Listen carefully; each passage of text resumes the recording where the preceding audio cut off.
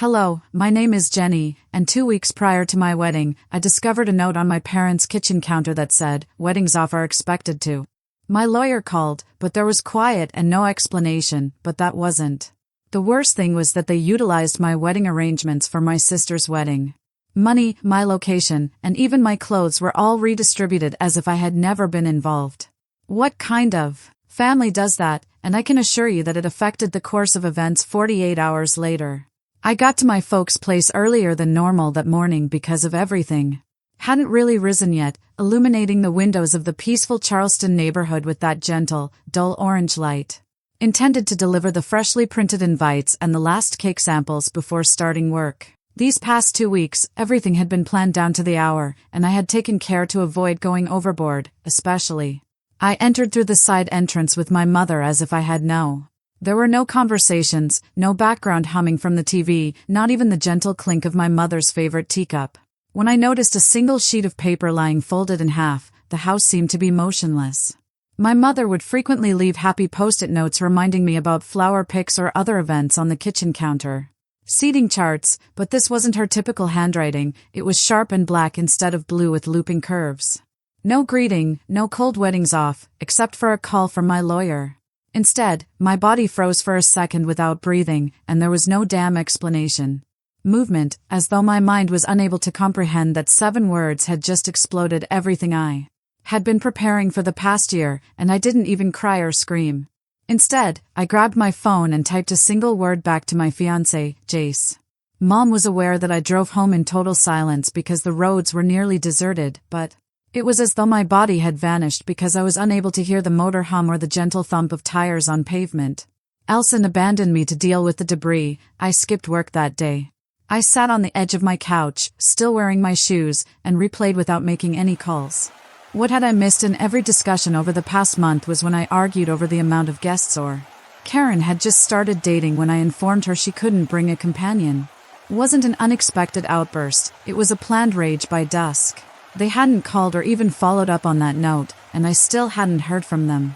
However, I also received a message from my cousin Courtney, which appeared on my screen.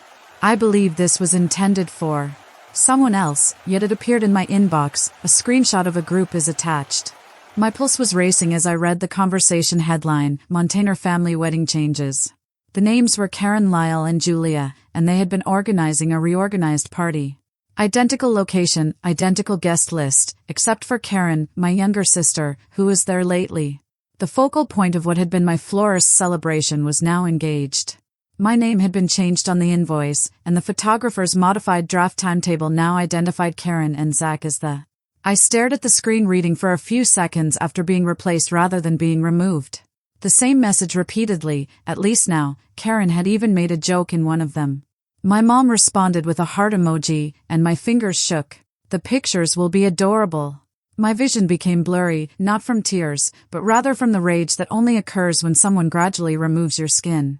While grinning broadly, the worst thing I could have done was to let them run the venue. They told me it was family, so I trusted them with the deposits, accounts, and schedules. Simpler to delete me that way. I recalled the moment when my mother demanded that we choose a modest, neutral clothing, she advised, so you don't overshadow the room. Or when my father assured me he would take care of. Don't worry, honey, we've got the last payment handled. However, this wasn't about price, preferences, or practicality, rather, it was. On purpose, they wrapped me in it and dragged me out the door rather than simply pulling the rug out from under me. Replaced me with a smile, and they miscalculated and didn't anticipate my retaliation. I opened anew. My laptop's folder named Record Screenshots, Receipts, and Messages. Started bringing everything up one by one, but without evidence, no one would believe me. However, I wasn't doing this to persuade anyone, rather, I was doing it to safeguard myself going forward because now I recognized what I should have known long ago. They had no intention of letting me take center stage. Was really a stopgap measure until someone better arrived, as I gazed at that digital folder beginning to swell with proof that they believe I won't fight because my voice was barely audible above a breath, but that's the one thing they got wrong. Always keep your mouth shut. I used to argue back until they told me it wasn't worth it. Over the years, I discovered that It was like pouring water into a broken vase when I was among folks who only seemed to care about me when they needed something. Pointless, so I sat still as the folder filled up on my laptop. 2 weeks prior to that note, recollections permeate the marshes like mist. Showed up on the kitchen counter. Julia demanded that we go to the boutique downtown for a dress fitting. Utilized the same one that she boasted about attending when she was my age. Not because of the outfit, but because I knew Julia wouldn't be there. I was anxious that day and had already begun to pull back, ignoring vendor meetings and cancelled conversations, but I held on to the hope that perhaps this time would bring us back together, but she didn't show up. Instead, someone else did, and she walked, feigning astonishment while sipping her late espresso.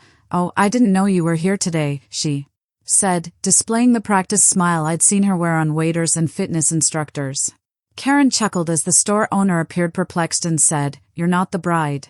"Not today," she answered. "I was just nearby and thought it was all a big mix-up. I'd look in." She began browsing through her phone while seated on the velvet bench. I recall standing there halfway in. When I left the fitting room to gaze in the mirror, my dress was staring at her as if she had just stepped into my reflection. Without even asking, she exclaimed, "The lighting is perfect in here," as she took a picture of the mirror. I should have left, but the boutique sent me an email the next day with the final changes made in accordance with the updated dimensions order prepared for pickup under Karen Monroe. They had actually stolen my outfit, not just figuratively. The name was no longer on the invoice, and the boutique stated that it was per the family's request. I didn't reply. Instead, I just spent hours sitting at my kitchen table with my fingers wrapped around a coffee cup that cooled down twice before I opened it. Out of habit, the boutique's Instagram showed a truly flawless. Created a brief montage with autumnal foliage and the words, "I'm so happy for Karen's wonderful fall wedding that I witnessed." In my dress, Karen walked down the aisle at my venue beside my string quartet. Every frame of the same song I had carefully chosen for my entrance sparkled like a magazine spread, and Lyle and Julia smiled. They proudly toasted champagne and gave Karen a hug as though she were the family's treasure, and never once did they. Not even a thank you note or a picture stashed away in a corner was mentioned once. I wasn't even a ghost at the party. Instead, I gazed at the social media tag. Watched in startled quiet as the remarks poured in like confetti underneath the film. "This family knows how to give a spectacular wedding, and radiant Julia raised such a lovely bride." Irony almost made me chuckle when I waited till the apartment for the wedding that evening fell silent once more, so I called Jace, who was in Atlanta, before picking up the phone. Completing a last-minute job, I wanted to shield him from the video and hadn't yet told him about the note. The chaos, but I also understood that he had a right to know that his voice was calm when it entered the line. However, I was beginning to worry, so I swallowed hard. "But you didn't see it, Jenny. However, did you notice my pause?" "I don't mind." When his voice fell, they simply left me a note from my parents. "Our wedding wasn't cancelled," I said. "It was hijacked," and they handed it to Karen. Remained silent for a second, and then I inhaled evenly. "Do you want to sue them?" I've started saving things, though not slowly yet. There was something about stating it out loud, which grounded me and gave it more realism. Anything more, he simply listened, and I was thankful for the silence at that precise moment. After we hung up, I sat by myself in the living room with the lights dimmed, and it didn't seem like rejection. With my laptop's gentle blue glow, I pressed play on the reel once more, frame after frame. Later, I saw Karen dancing on the dance floor while wearing the lace I had purchased for Julia. Putting her palms to her chest while feigning tears and clinking glasses with Zach as if nothing at all ever been difficult. Suddenly the toast arrived, and Julia rose at the head table. The glass-raised camera captured her sparkling eyes from every angle for the daughter she responded, who made the family proud. I paused, and my finger lingered over the room bar, but I was unable to hit it again since that one statement reverberated louder than the string quartet. Listened once more, but this time it was the daughter she was, not one of our children. However, because she played the game, Karen had made them proud, therefore she kept her. With her mouth shut, she never questioned their choices and grinned when they informed her. I used to believe that I was the rebellious one, who to love, what to wear, and where to go. The letdown, but perhaps all I did wrong was attempt to live a life that was out of their control. "They think they erased me," I said as I carefully closed the laptop, the slight click of the lid fading into quiet. My laptop remained closed while I muttered, "But I'm the only one who remembers everything." Long after the TV went blank, I sat motionless at the kitchen table, surrounded by silence that no longer felt serene but rather burdened, as if it were waiting to see if Yule. I finally realized that I hadn't yet, so I got up and went to the drawer. Hardly touched and took out my previous phone, which was mostly dead and damaged. I stopped using it after I got promoted. Wait now, but I told myself I was searching for the voicemails, voice memos, and pictures from years ago. Something useful, like previous bids from vendors or a contact from my early wedding preparations, but in my heart I was searching for evidence that I wasn't going insane. I came upon something that reminded me that this wasn't a random scroll. I looked through the folders until I came upon one titled Holiday Dinner 2021. Finger hovered that Julia was unusually quiet, and that Thanksgiving had been strange. Karen kept talking about a marketing position that she hadn't even taken yet, and I realized that Dad was hooked to the football game. After Karen yelled at me for being so sensitive all the time, I went outside to take a stroll around the block because I needed some fresh air. When I hit play, the backdrop clinks of cutlery suggested that I had accidentally left my phone recording on the table. Filled the room once more, and suddenly Julia's voice, a sweet girl, became too smooth and careless. I knew she was referring to me when she said that, but she's not as motivated as Karen. She's fine, and that term fine has a deeper meaning than nothing obscene ever could. It was dismissal rather than anger or rejection. She doesn't challenge herself, therefore I was just a plain wallpaper in their house that wasn't worth changing or admiring. Material, and that's fine, but I halted the recording because Karen has promise. Didn't need to hear much more, I just sat there with my face flushed and my heart pounding. As a bunch of children rode their bikes down the street, giggling unrestrainedly, they tightened their jaws and stared out the window. Narrative they had been telling themselves for years that I was okay and hence not valuable. Battling for, but things weren't always that way. There was a brief period of 6 years ago, when I pushed Colton away. He was the first person I ever allowed me to fully experience the type of man who organized weekend excursions and shocked me with his use of literature he believed I would enjoy. I recall the afternoon he asked me to visit Edto Beach. We were only meant to depart Friday morning, but I woke up instead. Regarding a message, Jenny, I apologize, but I'm afraid your family was correct.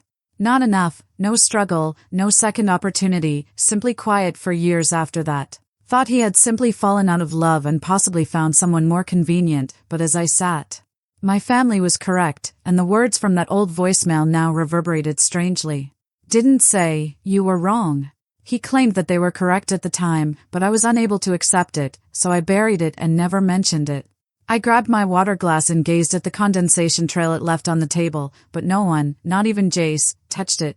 I wasn't crying. Instead, I had no more tears for this version of myself. I got up and went to the cabinet over the refrigerator, where I kept the mortgage paperwork that I signed by myself, the wedding venue's receipts, and a printed spreadsheet that Julia insisted on using to keep everything organized. Stated that each page I looked at verified something more serious than poor management. Wasn't anarchy, but rather a methodical approach that gradually wiped me out, so by the time I observed that I had already vanished, they had stolen my voice, my clothes, and my wedding. The worst thing wasn't what I discovered, but rather how simple it was to locate a family member who had stolen my name. Clean sweep, no documentation of deposits made in my name, and no acknowledgement of my efforts.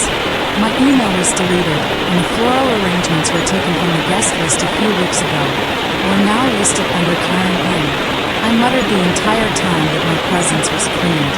As I sat down again, I said again in a murmur that no longer felt rhetorical, what else had they taken? And the harsh sound of my phone interrupted the silence for the first time, and I didn't feel bad about asking. I typically ignore unknown numbers, but this time something in my stomach moved me. When I pressed accept Jenny, the voice questioned me frightened, familiar with, and I didn't respond correctly. I heard about your wedding and I thought maybe you, Colton remarked. Ought to be more aware of what transpired at the time, as the room whirled a little, not from startling, however, upon realizing that this wasn't a ghost coming back, it was a piece. I reached forward and pressed my palm against the puzzle I had never been permitted to hold. I spoke calmly while a familiar aching developed behind my eyes and went to my forehead. When I told Colton that I was listening, she immediately threatened me, Jenny, and I was at a loss for what to do. My voice broke, but I remained silent because I needed the whole narrative, not to console her. didn't simply tell me to leave, she called my workplace and my manager informed me that I was. Being in a relationship with someone who was mentally unstable meant that you were emotionally vulnerable and required ongoing care. I grabbed the edge of the kitchen counter because I was contributing to your relationship's negative impact on your health. My knuckles hurt from clenching the phone so tightly, so I had to steady myself. Said nothing, but something fell inside, not a falling structure. More akin to a dam that gradually crumbles until the flood becomes. I believed her when she stated, "If I truly loved you, I'd walk away so you could focus on yourself." I was acting appropriately when he paused, and I could hear the weight and sadness in his voice. "I apologize, I know that caring for so long doesn't make anything better." Even though he couldn't see it, I nodded, and my voice was almost calm. "I didn't say flat, but I appreciate you telling." We didn't say goodbye, so I hung up, put the phone on the table, and just looked at the window where the vacant pavement was illuminated by the street light outside. Then, like fragments on a tile floor, I picked up my own ideas and arranged them into what looked like a timeline. The pattern was now evident in cold, purposeful detail as well as in hindsight. Instead of merely blocking my way, Julia bulldozed it and then informed me that I had. Having no idea where I was going, I sat at the kitchen table the following morning, my coffee cold, and my fingers hovering over Jay's. I had been thankful for the space, but he hadn't gotten in touch in days. When he picked up his tone, it was cautious, and I needed answers that only he could provide. I said, "Hey, I need you to be honest with me," and I asked him to do it now. A brief silence allowed me to picture him seated on his. "I know what this is about," he said, placing a sofa palm on his forehead like he often did when he felt cornered. "He told me about the day he visited my parents' house, and you're correct to inquire. She called me into the sunroom months before he proposed, and your dad wasn't there. Before the engagement," he sighed, "she had a folder that she stated would help me make the proper decision. Printouts of your previous credit reports, notes regarding your post-college panic attacks, and even your emergency room bill. She said she kept them for emergencies after you fainted at work, and when I asked Jace about the prenuptial agreement, she hesitated. She said that having one created was merely a precaution to safeguard the family's assets in the event that things didn't work out. I didn't tell you that I didn't want to cause a rift, but did you sign it?" Rift as though a canyon hadn't already formed. "Thank you," I whispered, I got up, went into my bedroom, and took out the little metal box before I said something I couldn't take back. The documentation Julia had always advised me to keep on hand in case the venue changed were found in the back of my closet. My name was on the deposit confirmation, and the invoice for the floral arrangement included. Arrived via my nonprofit account, which I created 5 years ago, and at the exact. She gave me the budgeting agreement 2 months earlier, and I signed it. It was neatly wrapped in a cream envelope. She claimed it was to help keep spending organized without giving it much consideration at the time. However, what I had now was a silent contract rather than a financial guide. Asset transfer is a simple tool that allows me to move things from my hands into. I gazed at Karen's signature line above the words authorized. Financial reallocation for the goal of family redistribution. They did more than simply call off my wedding, they reallocated. Then, I went back to the living room and left the documents on the table. Didn't shout or cry, but I did move with a new level of focus that I hadn't felt like it had been a while, so I opened my laptop, made a new folder, and gave it a name. Restitution. I opened Julia.Mro's email with the subject, "This concludes now." The body was short, sharp, and exact. "If you keep going, I'll take plenty from you. Will legally and permanently reclaim everything, take this as your." I sent the final warning, and for the first time in what seemed like an eternity, I didn't wait for her, so I started, which is why I felt the knot in my chest loosen, not because I was finished. In response, I closed the laptop, pushed back my chair, and went to the window to let in the sunlight. It was starting to extend over the rooftops, illuminating the deserted street with an odd gray-blue glow. I remained there longer than I intended to, arms folded, heartbeat steady, under the kind of light that feels like a warning. But difficult. I didn't anticipate peace, not from them, not from this, but I believed. There was no buzz from my phone, but perhaps the silence would stay a little while longer. My eyes were drawn down to the Facebook notification that Karen had on my phone. Posted anything, I paused, then tapped with my thumb hanging over the screen. Her post was well written, the sort of thing someone practices for a long time. She called me while twisting a wedding band she didn't earn, not just in writing but also in the mirror over breakfast. Unstable claimed that I had made up tales about having a long-standing pattern of emotional instability. She asserted that I was destroying the family's togetherness and snapping because Julia had enjoyed the post, but she couldn't stand not being the center of attention. Left a cardiac reaction, making my stomach turn, but I didn't sob, pace, or yell. I could have thrown the phone like I used to, but instead I opened my screenshot. The post, comments, and timestamps were recorded by the tool and stored in the folder. I poured myself a cup of coffee, and if they believed that this would break me, they hadn't been listening. Coffee, seated at the kitchen table, continued to gaze at the post without reading it, but to examine the comments made by former family members, the majority of which were ambiguous. However, I'm very sorry you're going through this, Karen.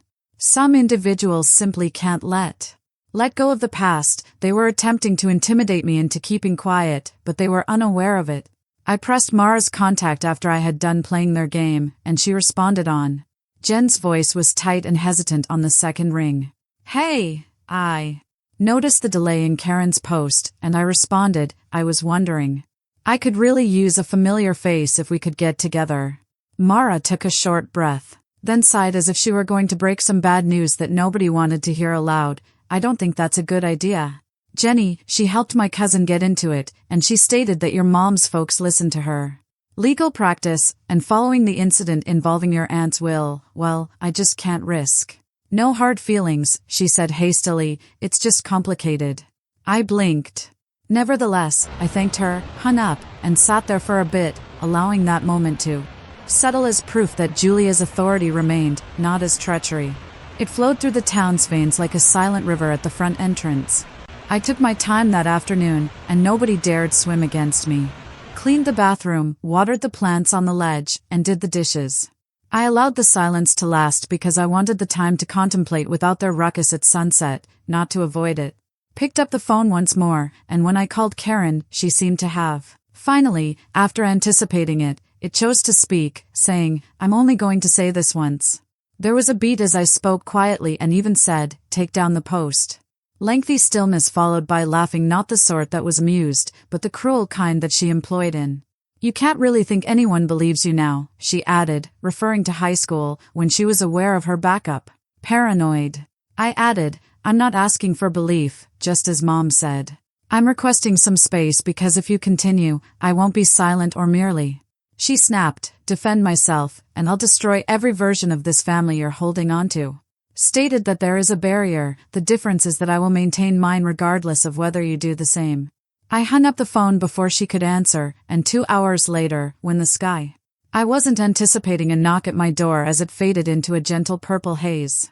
I looked through the peephole and saw a man in uniform carrying a courier envelope. Delivery for Jenny Monroe. I sat on the hefty, thick paper envelope, signed it, thanked him, and shut the door. The couch extracted a nicely folded document by sliding a finger under the seal. The language used in the legal notification of removal beneficiary revocation was professional and cold. Jenny Monroe has been removed from any family estate considerations, including property, as of this date, as shown by bullet point. The Monroe Family Trust does not manage any personal assets or financial trusts. There was only one ending line with the reasons provided at the bottom in neat, slanted script, like, you are no longer regarded as a part of this family's destiny as of right now. I looked at it and felt no hurry of. I let out a long, steady breath without any heat or bile at the back of my throat. I placed the paper on the table next to the screenshots after carefully folding it, then got up and moved in the direction of my desk. They believed they had buried me, but they had only drawn a line, and I was prepared to walk over it for the first time in my life, but I didn't sit down immediately. Instead, my legs took me to the cabinet. Behind a pile of old Christmas books on the top shelf across the room was the one I had been avoiding opening since last winter. There were cards, unopened scented candles, a hard drive, and a battered black binder. I placed them both on the kitchen table and labeled them Finances Backup. When I opened my laptop, I saw 2 different images of myself. The woman they saw was disorganized, distracted, and constantly a move behind, and the woman they didn't carefully prepare remained silent because It took over 3 hours to go line by line, but I knew the numbers and never had to shout them. Reviewed each Venmo transaction Karen has ever asked for using the term urgent. I paid for their electricity on each bank draft till Dad's bonus cleared.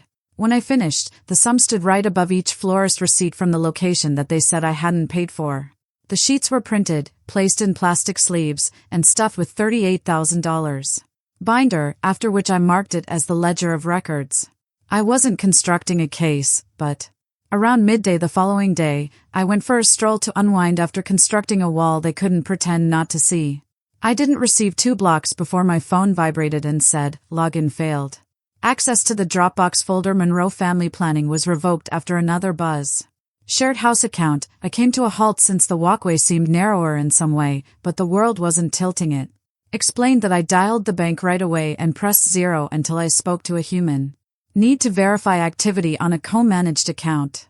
I provided the information flatly, and the representative pulled it up.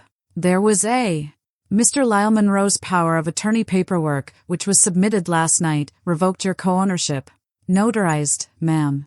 Then, you must view my file, which I said I will hand over. Documents now, lock the account that has money in dispute until you resolve this. She hesitated, but my tone didn't. The freeze was confirmed in 20 minutes, but I didn't feel victorious.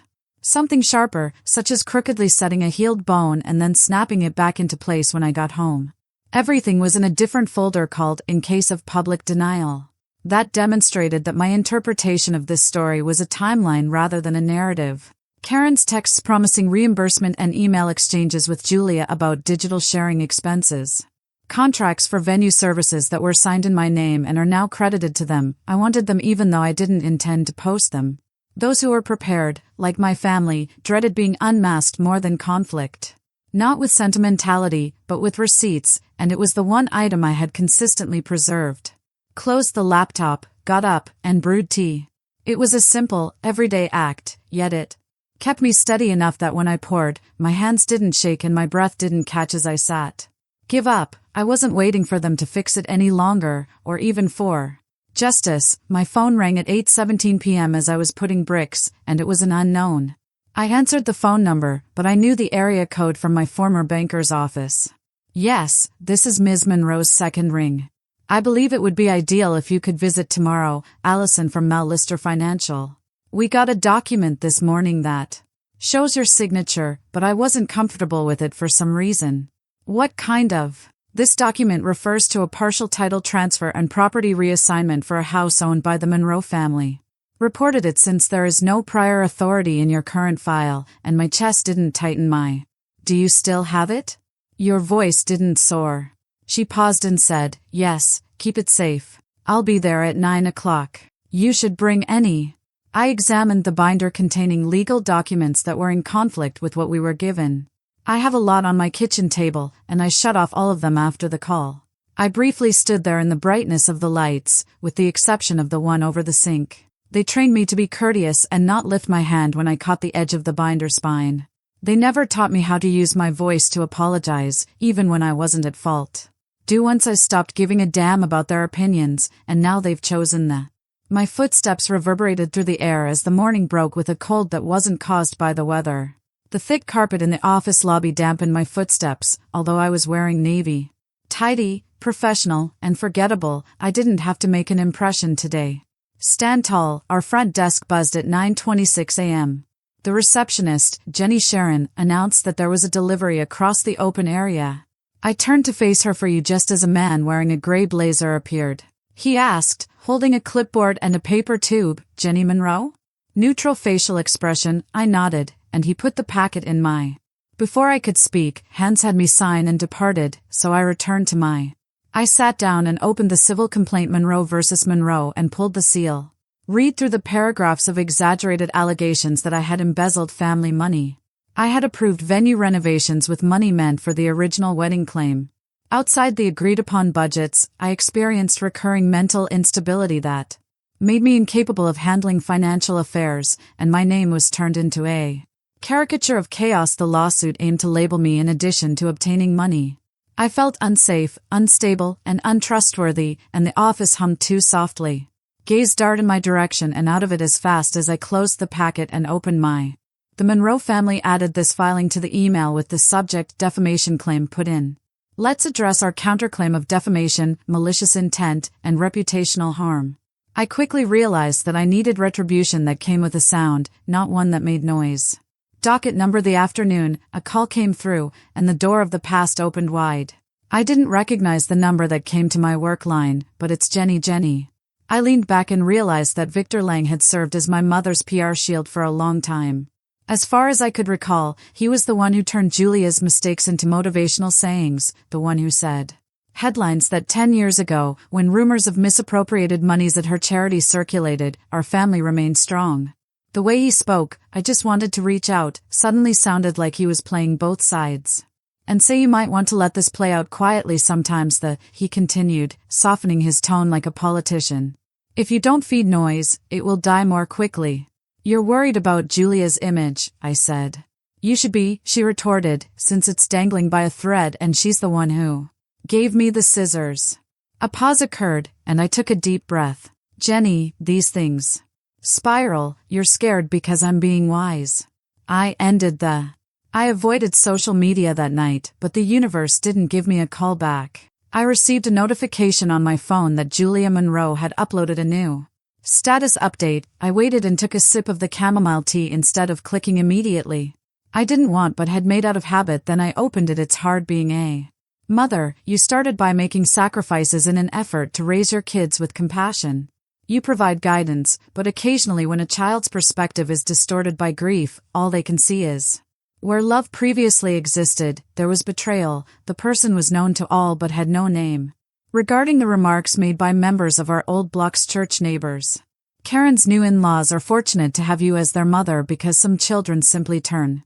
I've seen this before. It's always the money, no matter what you give them. I printed the entire 57. Names were highlighted in the comments, and I collected screenshots of each mutual relationship that clicked like, which I subsequently gave to. My lawyer didn't answer, saying, I won't, but you will. When Karen initially requested the deposit loan, we started laying out our schedule. When the house was advertised with my landlord, Julia emailed me the budget worksheet that subsequently redistributed assets. Name on the contract, but I didn't when the Dropbox folder was inexplicably deleted. I had to quarrel with people online, and 3 days later, I received an email. Arrived shortly after breakfast, confirming the court date for Monroe versus Monroe Civil. I looked at the date, then my hearing in Division Room 204 was scheduled for 3 weeks from now. They intended to humiliate me, quiet me, and redefine me, but their reflection in the kitchen window, obscured by the morning mist. They had just strengthened my resolve, so I turned away from the window and said aloud to no one but, you want a public altercation, all right, but I'm exposing all the hidden facts.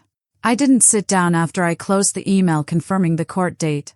Go through additional supporting documentation or practice any queries I could have. Pulling back the curtain, the living room window gazed out into the serene tranquility of the early evening. As the sky grew darker, the street lights flickered on, and I stood still with one hand clutching the edge of the curtain, the other steady and warm against my thigh. This was no longer. This was after years of being told about my wedding, which hadn't happened in a long time.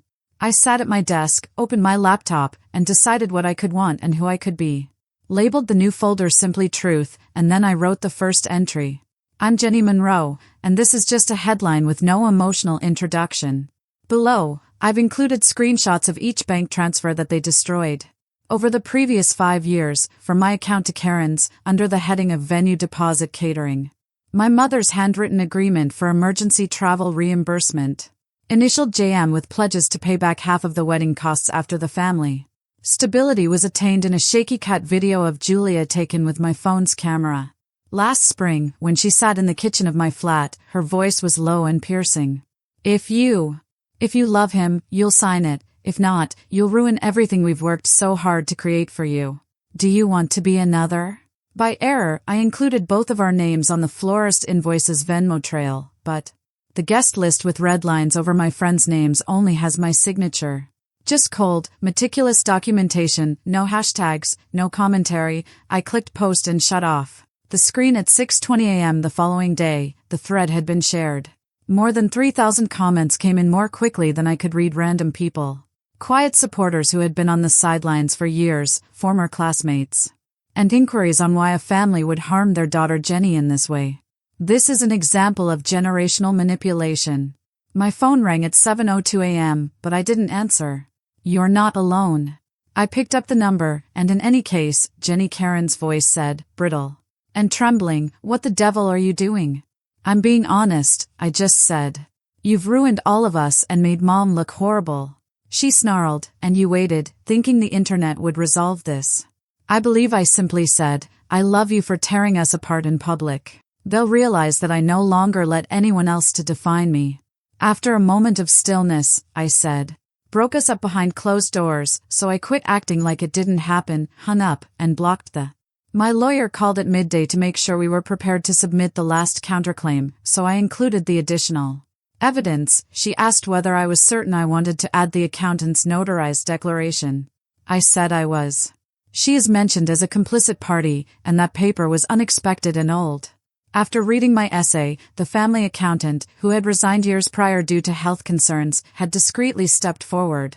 She verified in a notarized document that Julia had redirected funds intended for a charity account created under my name into an independent trust under her and my father's exclusive supervision, she added. Dates, transfer logs, and scanned copies of receipts that had been altered. This wasn't merely an financial fraud on paper, ink, and always the reason for my unpleasant split from my family. The amended counterclaim stated that my name was attached to it without my permission. Financial misrepresentation, emotional suffering, and breach of fiduciary duty. We printed it on ivory stock and had it delivered, but it was unjust enrichment. Didn't check Facebook once more that day, but I did check my phone while I laid in bed that evening. Buzzed again, this time from an unidentified number, but I chose not to respond. My breathing evened out once I opened the screenshot folder and went over each one individually. The following morning, it was raining steadily, so I put on a slate gray outfit. I didn't want to stand out, so I wore a blouse with my hair pulled back in low but firm heels. Wanted to be the one standing in the courthouse corridor, which had long, peaceful, pale green walls, while everyone else sat down. Karen was already sat close to the far end of the benches, with her lawyer at her side. When I walked in, I looked up but said nothing. Julia was standing close to the wall, arms crossed, completely out of sight of me. "Ms. Monroe," he said softly, came forward with a press badge. "Do you have? Before we enter, is there anything you'd like to say?" I glanced beyond him through the door that led to rows of immaculate chairs that recorded legal arguments and testimonies, and I just looked at his eyes. I stated that people are typically attempting to keep you when they claim that silence is a sign of love. The courtroom doors opened with the quiet that follows a storm when they had finished speaking. Not before a bailiff called our case, and my lawyer and I took the stand. Beside my heart, my breathing was purposeful and steady. I was no longer trembling. Karen sat across from Karen, whose nerves had burnt off weeks before, leaving just clarity. When her lawyer said something to her while she was shifting in her seat, Julia didn't listen and continued to stand. Lyle was standing close to the edge of the room, his hands tightly gripping a pile of papers. Present as well, although he avoided looking at me the entire time, appearing more like a propped-up figure than a participant. Both sides were instructed to raid an elderly woman whose hair was tied back in a bun and whose speech sounded borked. "This isn't a reality show," she stated frankly. "It's civil court facts, please," asking them to avoid showing emotion in their presentations. I let my lawyer handle the majority of the contract negotiations, transfers, and tape talks, and we turned in everything. Julia's side tried to establish emotional instability when it was their turn. The judge raised an eyebrow and requested clinical documentation, but none was supplied. At the end, the decision was methodical and there were no dramatic gasps or slammed gavels. Jenny Monroe was given interim legal control over the contested monies and any remaining funds, and independent audits would be carried out. After civil mediation to settle property disputes, Julia remained silent while Karen stormed out Lyle. I didn't smile as I followed without turning around because that wasn't the purpose of this. It wasn't about winning, rather, it was about standing for the first time after 2 weeks. Went by before I went back to the Monroe residence where I had previously been. Unexpectedly in the middle of the afternoon, carrying a manila packet with the release form and the final settlement documents, and taking away The front door wasn't locked, so I walked softly through my heels. The hallway's furniture and lavender scent matched the oak floors. Polish, but it no longer felt like mine, so I stopped in the kitchen and walked along the stairway where I used to sit and around the edge of the counter where I used to assist in baking pies for Thanksgiving. Stood in the doorway of my former bedroom during disagreements in high school and hardly recognized the girl who used to cry into. No matter how often her mother scolded her, "You're just too much." I put the folder on the kitchen table after everything had been altered, and then I took my old keys out of my coat pocket and placed them carefully on top without knocking. I simply slipped outside and let the door click shut behind me without waiting for anyone to discover me. Several days later, a simple white envelope showed up at my residence. A personal check with the memo's return address inside said, "Reimbursement for dress location and the extent of emotional harm." $31,320 was precisely what I had calculated in one of my first spreadsheets. There was no apology or note, simply I framed the check on a little brass piece beneath the glass instead of cashing it. Plate with etched evidence indicating they were aware it didn't complete me, but it revealed. I didn't think any of it would happen, and it took me another week to hear from Mara. On a calm Friday morning at a cafe by the river, her name appeared on my screen once more, and I saw what you had done to her. I took a sip of the message that said, "If you ever need a partner for what's next, I'm in." Sipping coffee while observing two ducks glide across the water's surface, and my laptop's open cursor blinking on a new caption: Monroe and Wells, Women's Advocacy and Legal Planning in.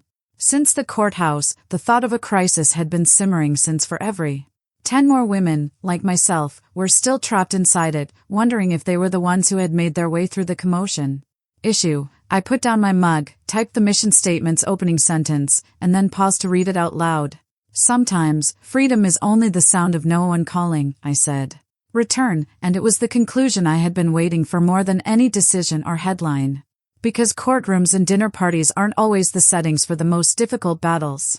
If there's one thing I've learned, tables are the place where you ultimately decide to put yourself before acceptance. All of this taught me that respect, not silence or subordination, is the foundation of a family. Responsibility and the ability to express your opinions without fear of repercussions. Instead of hurting them, I triumphed by moving away and taking back the portions of they attempted to rewrite it for me, and perhaps that is the true lesson here: justice isn't always served by closure. Sometimes the headlines depict a peaceful, tranquil morning with no one around. Attempting to take charge of your life any longer, have you ever remained mute to maintain the peace only to discover that you were putting yourself in danger in the process? I'd be interested in knowing what you think of this tale. If it struck a chord with you, please leave a remark or let me know where you're viewing from and whether it wasn't satisfactory. If you would like to hear more stories like these, please let me know why I'm here to listen. You deserve to be heard, so please subscribe to the channel so you don't miss what comes next.